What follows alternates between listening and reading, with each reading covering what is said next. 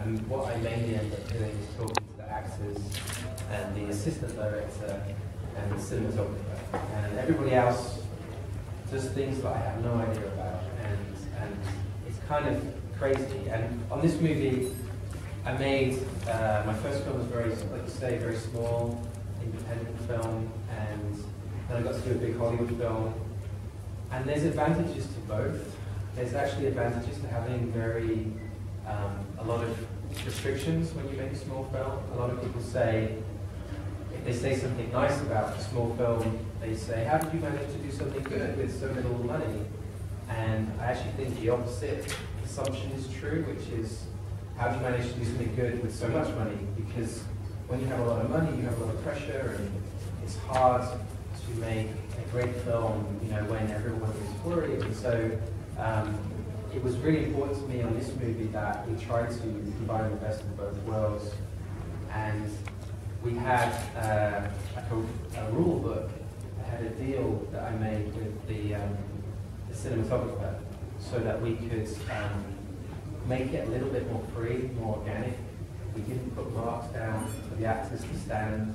We had those sets that had 360 degrees.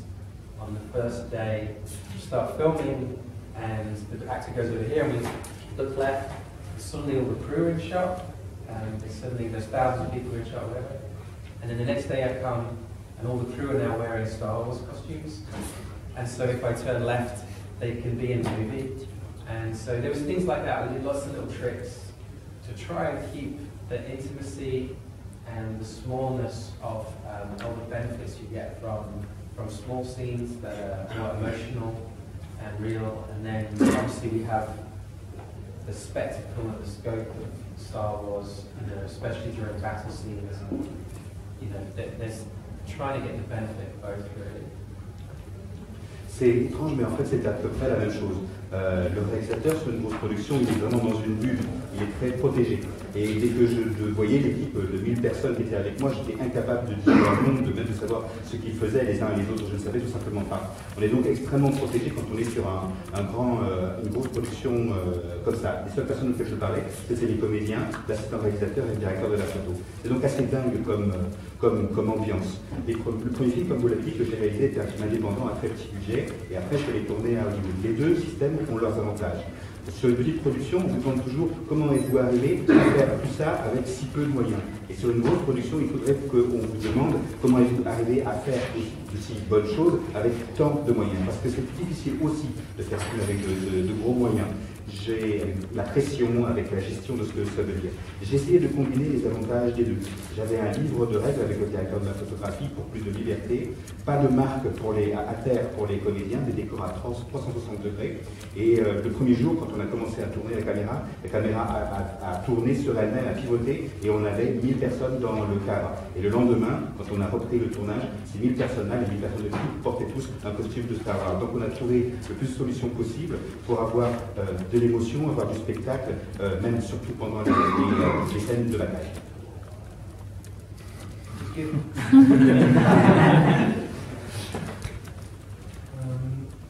Comment est-ce que, tu es arrivé dans l'univers de Star Wars, comment est-ce qu'on manipule une mythologie telle que Star Wars, et surtout une mythologie qui est déjà bien installée comme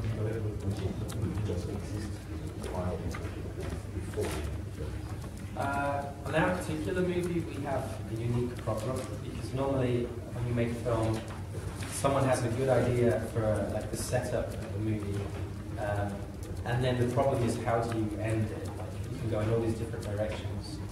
Whereas we knew how our movie would end, like it connects directly to the original Star Wars film. So we had the opposite problem. We knew how we were ending, but we didn't know how to begin. And so we kind of ended up like reverse engineering the film backwards. And it's a bit like combination lock.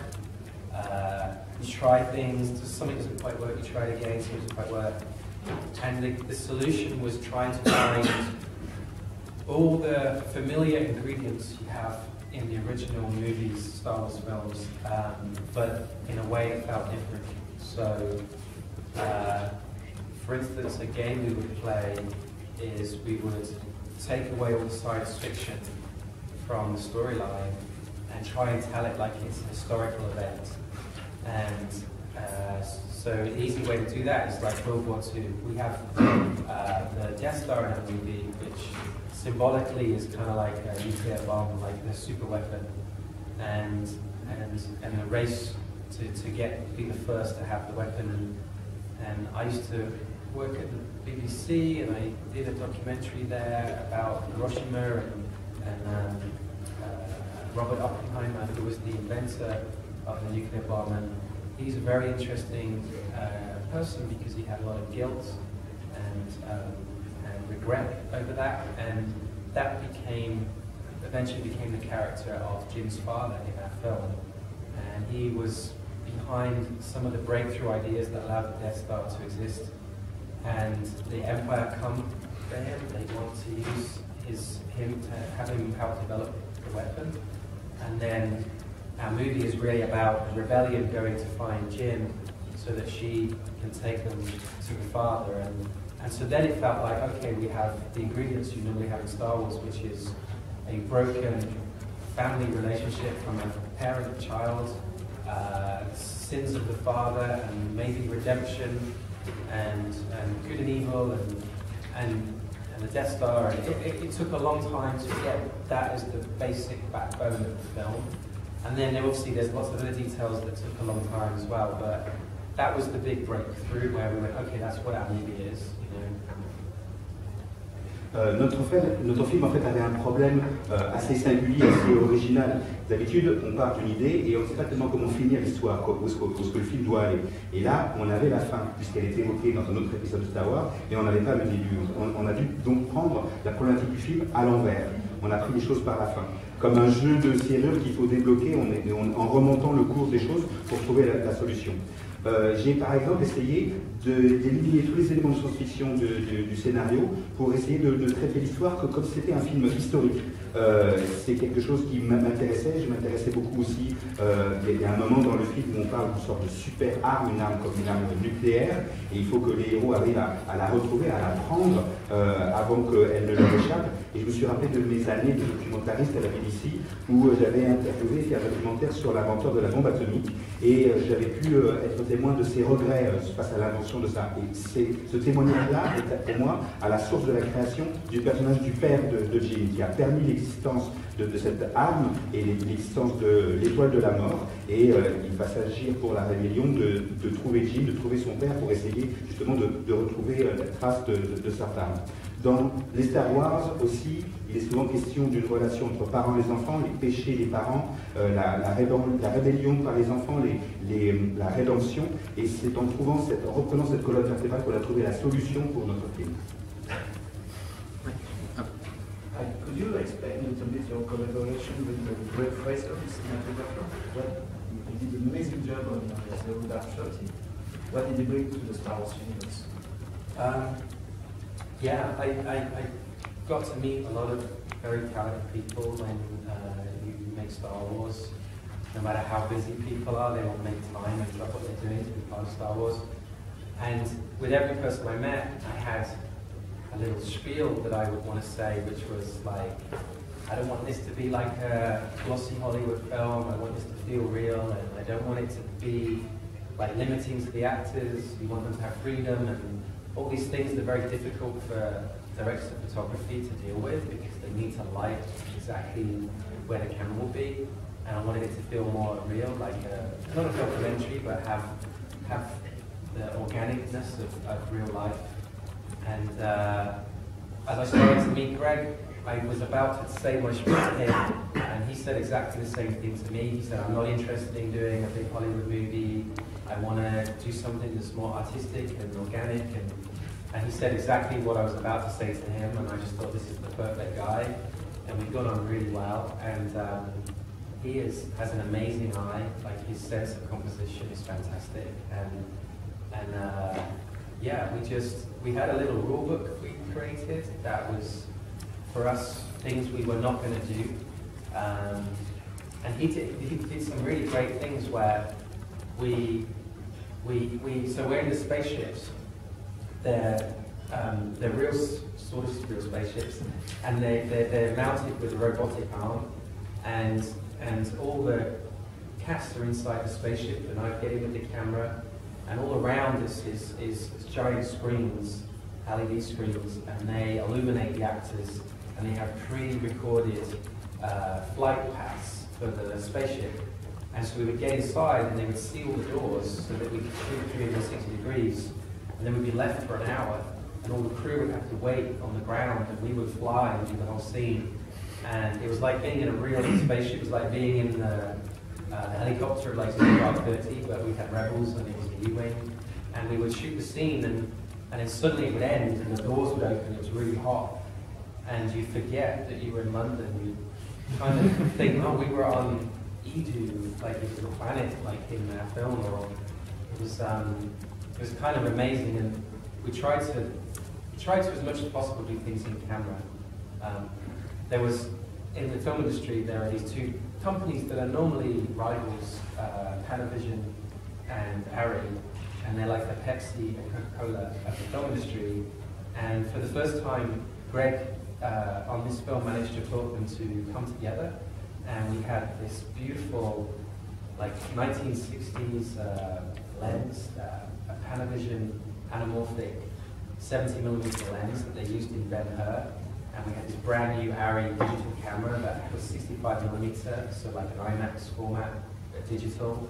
And they connected the two together, and so we had all the resolution you get with like an IMAX film, but it had the organic sort of analog 1970s feel of these beautiful lenses, and I think a lot of the beauty in the movie that people seem to be responding to is down to Greg.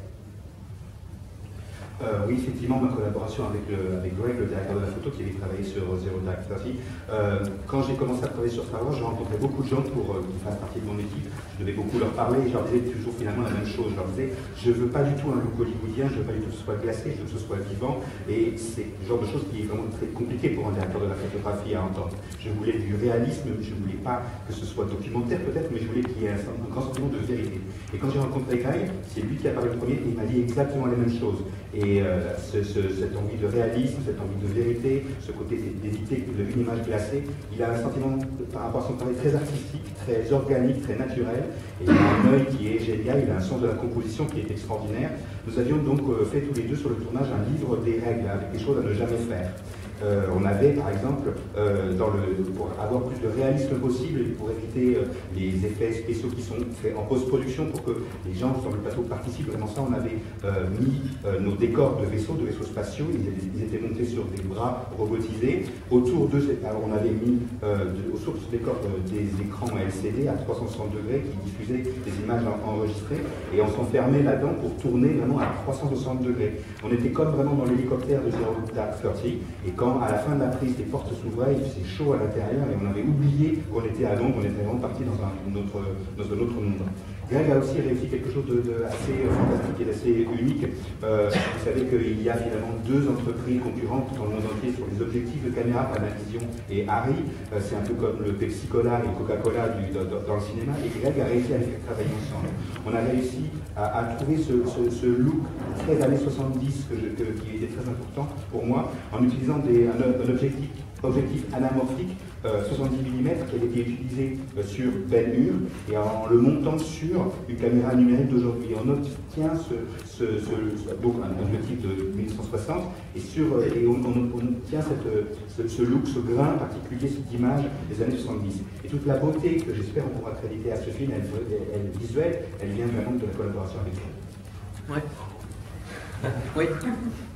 J'ai une question. On a vu les différentes bandes annonces qu'il y avait pas mal de nouveaux concepts qui avaient été instaurés dans le film, de U-Wing, des Death Troopers par exemple. Comment vous avez fait pour avoir un équilibre entre l'héritage de la saga qui qu'on connaît de Star Wars et la nouveauté? Comment vous avez réussi à instaurer de la créativité dans un univers qui est très connu et établi depuis des années? Yeah, I mean, I'm a massive fan myself. Like, watched original Star Wars every day as a kid. When I was 30, I went to Tunisia and stayed in Luke Skywalker's house and visited the sets and things. And I think the thing that first happens when you start Star Wars as a filmmaker is you want to grab everything and put it in your movie. And the producers, they're initially like, okay, like let's give him a day or two and let him think everybody can be in his movie. And then eventually you realize this is too much and insane, and the movie would be like 10 hours long. And so you start to then be more selective and go, okay, wow, we need this character and this character. And the main thing is that there's a scene at the beginning of the film where there's like stormtroopers that are supposed to be very intimidating scene, and we painted it like the original artwork had plastic stormtroopers, and it just didn't feel scary enough because everyone knows when they fire they miss. and so we wanted to kind of create like the SAS version of stormtroopers, or SEAL Team 6. And when we were looking through the original archives at Lucasfilm, we would go back to the original drawings that were done at the very beginning of Star Wars, and the stormtroopers looked really cool. They were like tall and thin, and there's this one particular image that Ralph McQuarrie drew, and it was amazing. And I was like, why can't we do that? And they would say, well, as soon as you put armor on people, they become fat and big, like an NFL footballer. And so I said, okay, well, let's cast people who are like 7 feet tall and very thin, and then put very thin armor on. And then by the time you finish, the silhouette feels athletic. And so we did that and subconsciously tried to create the feeling of like a gas mask for like SAS. And it was the most fun of the film probably was the design period, where you get to design robots and spaceships, and that was like being a kid all over again. That was pretty amazing. But it took 9 months to design the spaceship, and we had thousands of designs. The Death Troopers were a bit easier, but K2SO is the robot in the film. That probably took nearly a year. Because, it might be that you get close in a month, and then you spend, 11 months just changing 10%. But you have to go on that journey to be sure, because, Star Wars lives forever. Like, already now, you walk into a shop and there's Death Troopers and humans, and like, I'm going to be seeing that image for the rest of my life, and you don't want to look at it and have regret. You want to know you tried everything you could do to make it as perfect as possible. So, and I think the real test of succeeding in a Star Wars film is not on December 16th, but 15 years from now. If you're walking through the street and some kid or guy or girl has a t-shirt on and it's got a Death Trooper on the t-shirt, then it's like, yes, it's like we want, yeah. Oui, je suis moi-même un très très grand fan, bien sûr, de Star Wars. Et quand j'avais 30 ans, je suis parti en Tunisie visiter les décors, et j'ai même dormi dans la maison de Luke Skywalker. Quand on commence à aborder et à travailler sur un film de Star Wars, on a envie de tout mettre dedans, de tout mettre absolument tout. Et les producteurs doivent se dire, bon, on va le laisser un peu mariner et comprendre que c'est beaucoup trop. Et donc, ils vont laisser quelques jours pour un petit peu comprendre que c'était impossible, que tout ce que je voulais mettre dans le film allait faire que le film durerait 10 heures. On a commencé finalement en écrivant, en construisant le film en partant des personnages. Il nous fallait tel personnage, tel autre personnage, et c'est comme ça qu'on a progressé. En ce qui concerne les Stormtroopers, il y avait une scène au début du film où il fallait que les Stormtroopers soient vraiment intimidants, et il me semblait que le look d'origine n'était pas assez effrayant. J'avais besoin de quelque chose de beaucoup plus fort, de beaucoup plus musclé, de beaucoup plus épais, de beaucoup plus grand. On est allé consulter les archives de Lucasfilm et on regardait les premiers dessins qui avaient été faits au tout début du premier tournage, pour le premier tournage, et les Stormtroopers avaient un look très très cool. C'était les dessins de Ralph McQuarrie à l'époque, et moi quand on a commencé à essayer de changer ça, les gens m'ont dit, mais si jamais, à partir du moment où on met une armure par-dessus le corps de quelqu'un, tout de suite ça le rend boursouflé, ça lui rend gros, il a l'impression, on a l'impression que c'est comme un joueur de football. Alors j'ai dit, on va concevoir ça pour des acteurs qui sont extrêmement maigres, qui font 1m90 ou 2 mètres, pour arriver à une autre silhouette. c'est vraiment l'époque, le moment et l'étape du design qui est très amusant pour moi. Il nous a fallu 9 mois pour concevoir le vaisseau, pour le personnage de K2SO, ça a été 1 an, et puis ensuite on passe des mois et des mois, 11 mois à tout modifier, arranger et à polir, etc. Je pense que pour moi, alors je sais que dès maintenant, je sais que les Stormtroopers et Death Troopers, ils sont déjà dans tous les magasins, et je sais que c'est quelque chose que je vais voir pendant toute ma vie. Pour moi, le grand succès, ce ne sera pas de voir ce qu'il va aboutir quand le film va sortir le 16 décembre, c'est de voir si dans 15 ans, il y a un gamin dans la rue qui porte un t-shirt avec un Death Trooper. Alors là, je dirais yes, j'ai gagné. Oui. What was your best and more challenging moment during the movie, during the shooting? What was your best and more challenging moment during the shooting? The best changing moment? The most challenging. Challenging, sorry. The best, oh God, there's so many. This is the problem with doing Star Wars, is that it's very secretive, and you cannot tell anybody, any of your friends or anybody, you can't put on Facebook what you did today. And so like, you know, it's no secret that at some point in the movie there is Darth Vader. And so you get to shoot that scene, and you just want to go home and tell everybody. Like, you just want to run down the street and go, shot Darth Vader today, we did Darth Vader. And instead you can't, you meet your friend and they're like telling you their problems about their day of work. And you're like, that's nothing. Today we filmed Darth Vader. And I think like one of the things that happened that we were filming this one scene, and we were chatting. I was chatting with Felicity, and as she was talking to me, I just looked to the side, and there was this guy on the set, and it was Mark Hamill, who was Luke Skywalker. And as soon as I saw him, everything she said was just. And I was like, I'm really sorry, Felicity, but we have to go and meet Luke Skywalker. Like, I'd never met him, and he's like my hero as a kid. And so as we go over there, as we walk up to him, he's wearing a Godzilla t-shirt, which is the film I did before.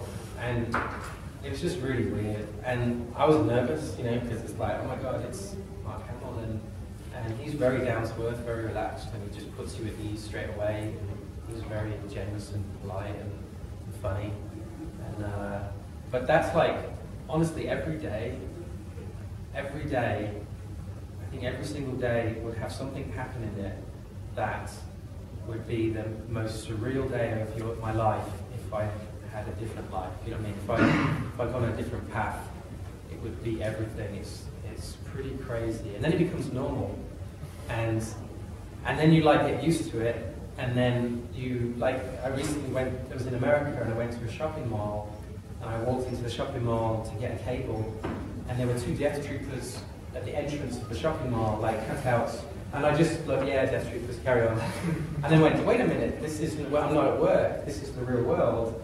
And like, oh my God, Death Troopers, and I realized the publicity had started to kick in from Disney, and the shops had started to have they had like our version of the AT-AT as a giant full-scale model in the toy section, and it's very weird, like you see boxer shorts for Scarif, which is a location in our movie, and you suddenly realize that this thing that was very personal, that just a small group of people were spending years doing, it's now in the world, and that's really weird. It's strange to have characters like figures from a movie that's no one's even seen, you know, it's not been released, and yet they're selling everywhere. And I'll never have a film like this ever again. Like, there's something very unique to Star Wars, this amount of anticipation, it's incredible.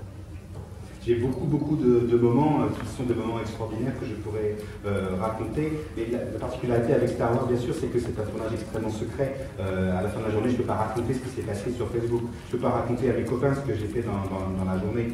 Bien sûr, comme vous le savez, comme on le sait, Darth Vader apparaît dans le film, il y a une scène, c'est su maintenant, on le sait. Et le jour où je l'ai tourné, j'avais envie de montrer cette scène à tout le monde. J'avais envie d'aller voir mes amis, de leur dire « Ah, je tournais Darth Vader », mais non, mes amis me racontaient leurs soucis de la journée et je ne pouvais pas leur raconter du tout. pour répondre à votre question, en tout cas, ce que je peux raconter, c'est qu'un jour, j'étais en train d'expliquer, de parler d'une scène avec Felicity, la comédienne, et j'étais en train de discuter tous les deux, et soudain, je vois derrière elle, au loin, arriver sur le plateau, Marc Hamill, qui apparaît. Et là, je lui ai dit, là, je suis désolé, je suis incapable de répondre, là, il y a Marc Hamill qui arrive, je ne l'avais jamais rencontré, j'étais extrêmement ému, j'étais extrêmement nerveux aussi. Il portait un t-shirt du film Godzilla, qui est un film que j'ai réalisé auparavant, bien sûr, donc je ne l'avais jamais rencontré lui. Il a été extrêmement relax, extrêmement généreux et drôle. Et je pourrais dire que chaque jour, il s'est passé sur le tournage une chose qui, comme celle-là, pourrait être le plus beau jour de ma vie si jamais je ne faisais pas ce métier. Mais ce genre d'expérience-là, ça devient la normalité, ça devient la routine de tous les jours. Aussi, ce qui m'est arrivé aussi, c'est que j'allais faire une course dans une galerie marchande et j'ai vu les 2 Stormtroopers en papier, en carton découpé qui décoraient un magasin. Je me suis tout d'un coup rendu compte que finalement les Stormtroopers étaient sortis du studio, que maintenant le monde entier allait commencer à les découvrir, qu'il y avait la publicité pour le film qui existait, et que c'était sur des jouets, c'était sur des caleçons, et je me suis rendu compte que ce qui avait été très personnel pendant des mois et des mois, très personnel même pour notre équipe, allait envahir le monde, et que personne n'a vu ce film, il n'a été vraiment montré à personne, mais déjà les personnages commencent à se vendre. J'ai l'impression que jamais plus je réaliserai, je vais réaliser un film où il y aura cette telle dichotomie, ce truc dingue où on est complètement enfermé avec un film et où l'extérieur, ça arrive après, mais tout le monde va découvrir, même avant de découvrir le film. Oui. Merci. En fait, quel est le secret pour créer une sorte d'alchimie entre les quêtes un peu personnelles des personnages et puis la grande fresque dont ils font partie derrière What is the secret for the alchemy between the quest of every character and the great story, the whole landscape, the whole big story of the film? That's kind of like it takes 2 years to answer that question, but I think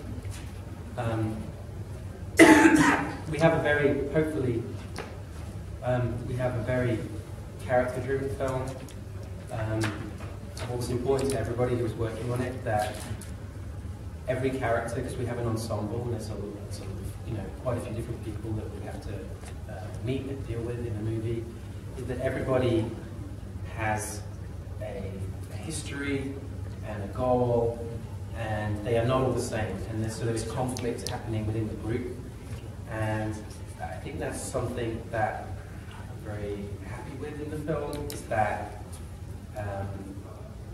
every single person that you see on the poster, well, there's not everybody on that poster, but they have their own journey, and they're not the same journeys, and you don't come up with the journeys of each character and then figure out the story. You kind of try and figure out the story in parallel with the hero, and that will dictate, that leads everything else.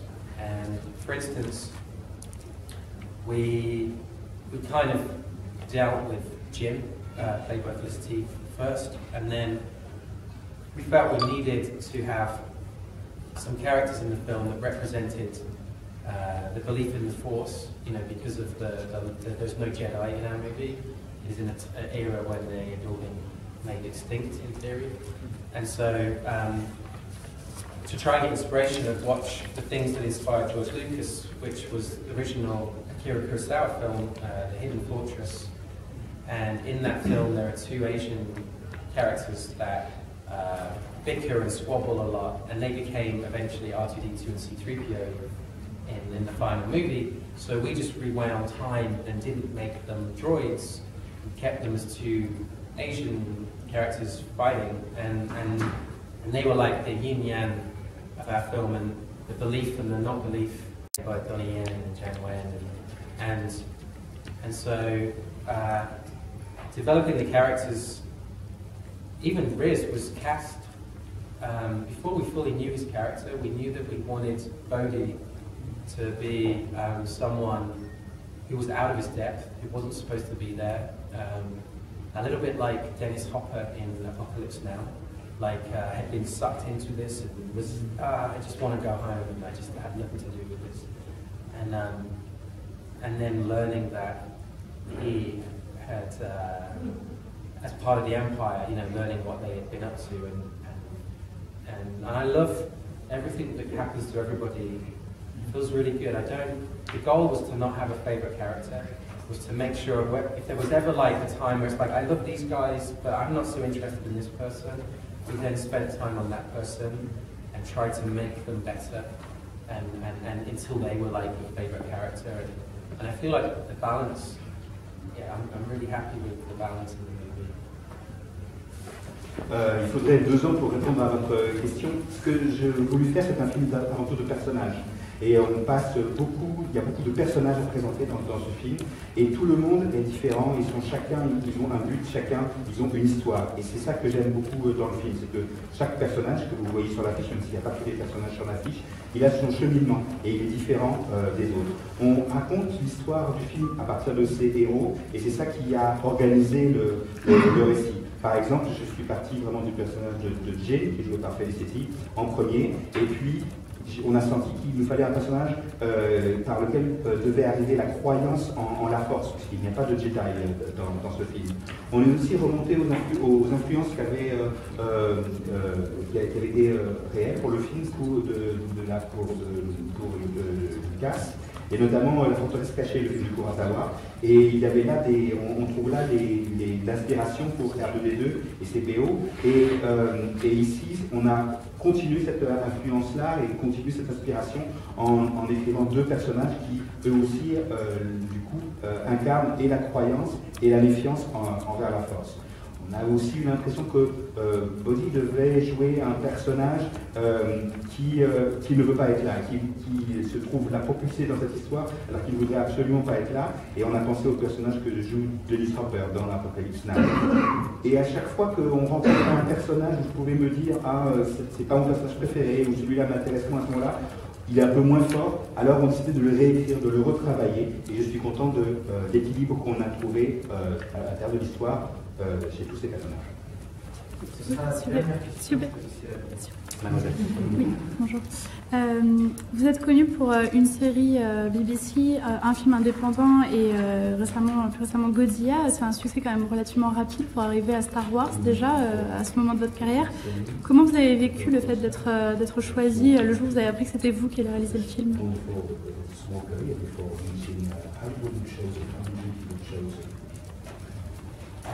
It's probably a mistake. They meant to email someone else, I guess.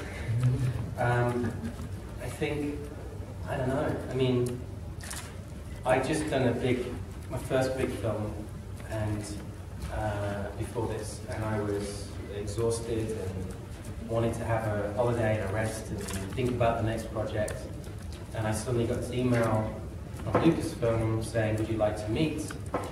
So I was like, okay, and I didn't think that they were going to offer me anything to do with the film, and B, I wanted to have a break, and so it was a very easy meeting. It was just very relaxed. I didn't care, and we just chatted about why Star Wars is great, what we love about it, and then I left and went home, and then I got an email that had a document attached.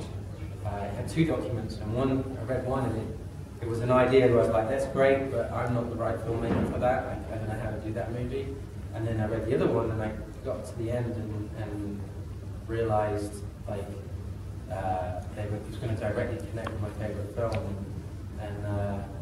And for a long time, I thought that they were talking to maybe like 10 other people.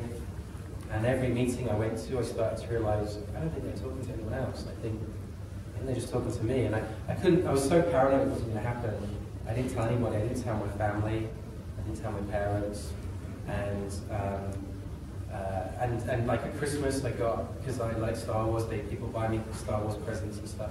I would open up these presents and I'd be going, oh man, I want to tell you that I'm like directing the next Star Wars movie, but I just kept my mouth shut. I felt like if I said it to anyone I would jinx it. And then one day I got a phone call 6 months later that said, okay, it's done, contract is sealed, it's going to be all over the internet in 10 minutes, and so if you want to tell anyone, you should tell now.